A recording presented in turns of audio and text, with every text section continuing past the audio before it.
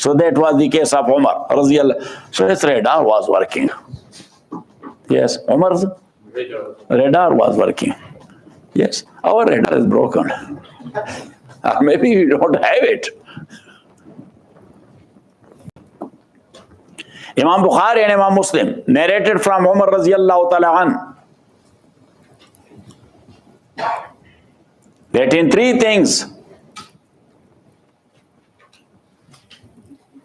my opinion, that happened in accordance to what Allah said.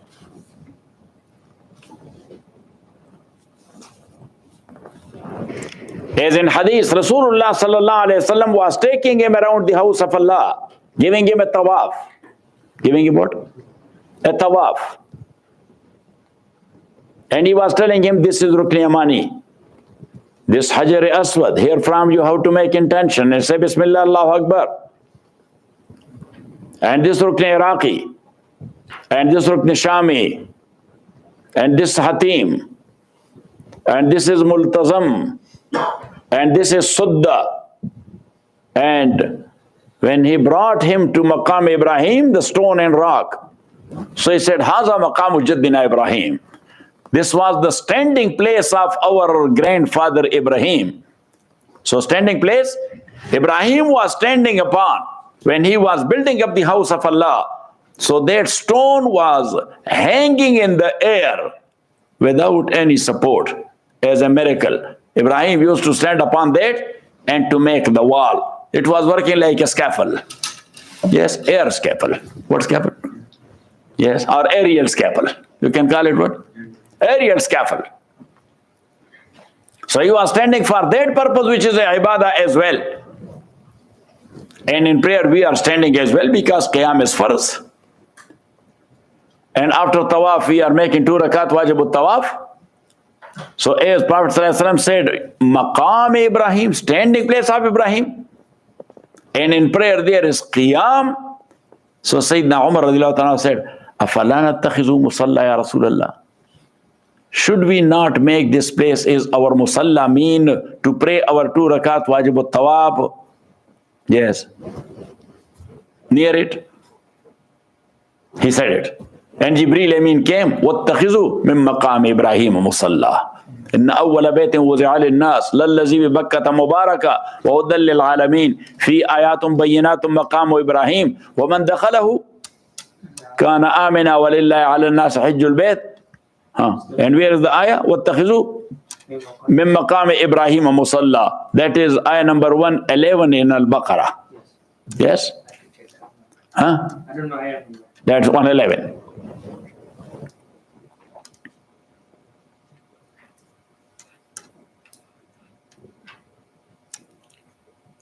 Got it?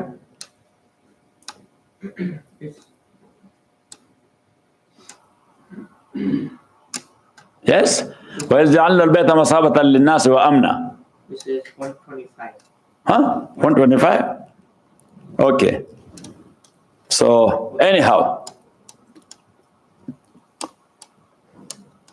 So, Al-Baqarah. Number 2. A wife of Rasulullah sallallahu alayhi wasallam, at that time hijab was not farz. Hijab was? So she was not covered totally with a big shawl or something. She was walking. Sayyidina Umar radiallahu ta'ala anhu, he did not feel it good, especially for his mother, the wife of Rasulullah sallallahu alayhi wasallam. So he said, Ya Rasulullah, if the hijab will be imposed on woman, and especially on azwaj mutahharat, got it? That's a respect for them and honor for them, and that's a to protect their dignity. Got it? And then Allah subhanahu wa ta'ala, He sent down ayah number 31 of Surah Nur. Ayah number 31 of Surah Nur.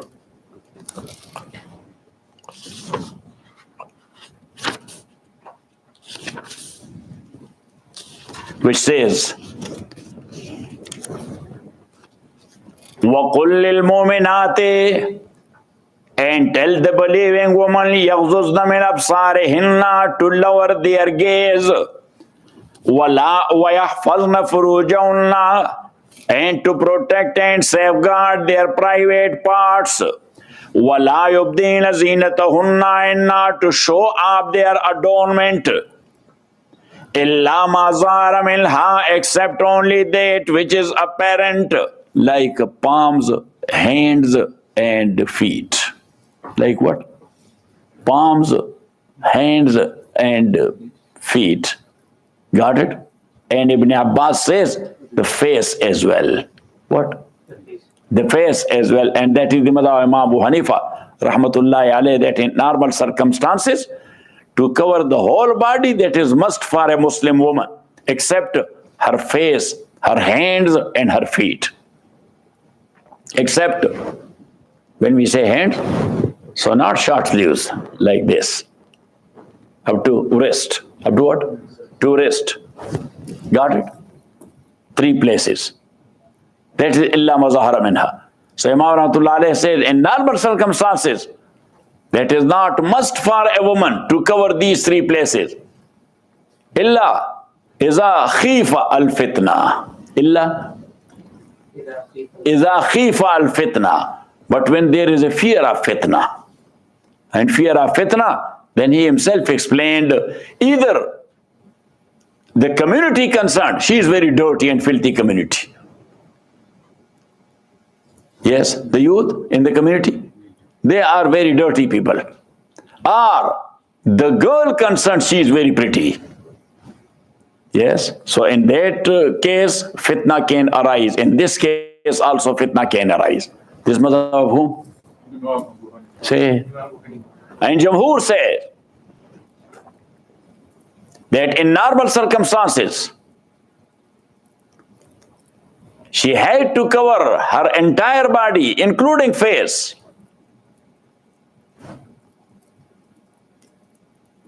Illa iza uhtija. But she cannot, and she can skip it if she is in need of opening her face. If she is in. So this is the difference of Imam Abu Hanifa and Jumhur. Got it? So she will cover her face totally. But for example, if she is driving or she is taking a driving license, and that is must in law to have your face open. Got it? So they say illa iza uhtija. Illa iza uhtija.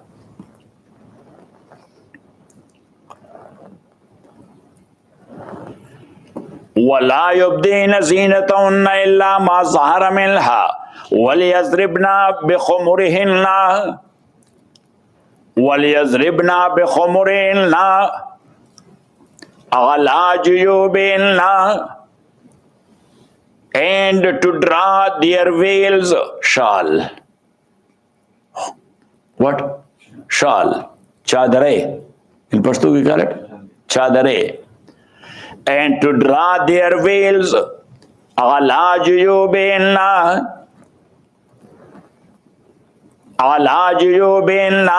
on their juyub. So juyub is the plural of jab, and jab is actually this broken part of the shirt. What? Where you are putting the buttons. Yes. In Persian, in Pashto and Urdu, that's called greban. What? Greban. Got it? I don't know that. What they call it in English. There will be some word for this. You don't know. Flap.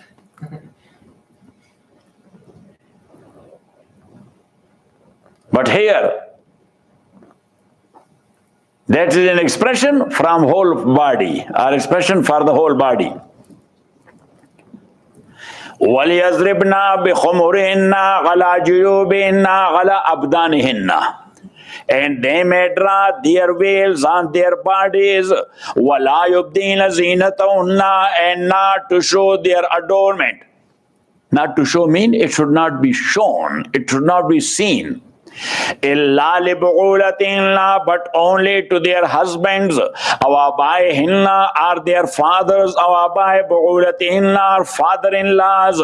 أَوْ أَبْنَائِهِنَّ, are their sons. أَوْ أَبْنَاءِ بُعُولَتِهِنَّ, are stepsons. أَوْ إِخْوَانِهِنَّ, are their brethren. أَوْ بَنِي إِخْوَانِهِنَّ, are their nephews. أَوْ بَنِي أَخَوَاتِهِنَّ, nephews from brothers and nephew from sisters. أَوْ نِسَائِهِنَّ, are women like them. أَوْ نِسَائِهِنَّ mean to women like them, because women differ from women. There is one woman who is covering herself totally, and another woman, she is running in bikini.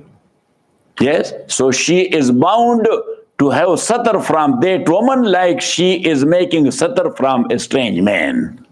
Got it? Because she is not a woman like her. She is not a woman like her. Yeah, she is 20%. So anyhow, أو بني أخواتهن أو بني أو نسائهن أو ما ملكت أيمانهن, are their slaves, because slave is for services. Slave is for what? Ibn Abbas says رضي الله تعالى عنه, عبدا كان أو أمة. Holy Yusuf, yes. What Ibn Abbas says? Abdan kana aw amatan. Maybe he is a male slave or a female slave. Because if she is covering her face and her hand and sitting like this, how the slave will give her services? Aw ma malakat aymanunna wattabi'ina, are the followers. Tabi'in mean? Little meaning of tabi'in. Follower. Avittabi'ina, are the followers. غير أولي الإربة من الرجال. غير أولي الإربة من الرجال, who lack vigor. Who lack vigor. من الرجال, of men, from men. So who lack vigor, he does not have desire for woman. He does not have desire. Yeah, certain men, they have that problem. They have what? That problem, that they don't have any desire for woman. Yeah, and that's why, yes, these kings, who? The kings in Zanan Khana, in what? Zanan Khana, where the ladies are. The king's ladies, the queens and his daughters and things like that. In Zanan Khana, there were male type person, but physically and medically they did not have any desire for woman. So they were serving the family. They were serving the family. Avittabi'ina غير أولي الإربة من الرجال. You can call them the third gender. Yes? What? Say, and that's why the third gender is called Khwaja Sarah. What? So Sarai is the castle of king. Sarai is what? The castle. And Khwaja is the servant of that castle. So therefore, for third gender, they have made this word Khwaja Sarah. What? Khwaja Sarah. And there was one guy like this. He was known like this in Taif. He was known like this in Taif. Yes, he was a slave and he was known like this, that he is a third gender. But once Rasulullah heard him when Rasulullah was there in Taif, in Battle of Taif. So he was telling someone that tomorrow when we will attack Taif, yes, so Adulluka ala Ummi Ghilan, there was a lady. Yes, she was chief of her own tribe or whatever. That I will show you Ummi Ghilan. تقبل بأربع وتدبر بثمان. تقبل بأربع. When she is coming forth, so she is coming with 4. She is coming with, and when she turns around, so she is walking with 8. That was a proverb used at that time for the body structure of a woman. For what? For the body structure of a woman. Got it? When Rasulullah heard it, he said, this guy should not go to the woman's side. He knows everything. Yes. So he told the sisters and the woman that you have to cover yourself from this guy. We were thinking other way around. He knows it. Yes, he's very expert. Done PhD in this regard. Yes. Now he has completed his thesis. Got it. So this ayah, this came as Sayyidina Umar radiallahu ta'ala, so the order came that now you have to cover yourself. And this is number 2. Furthermore, inshallah, wa sallallahu ta'ala ala khairi khalqi, Muhammadin wa alihi wa ashabihi ajma'in. So now you people will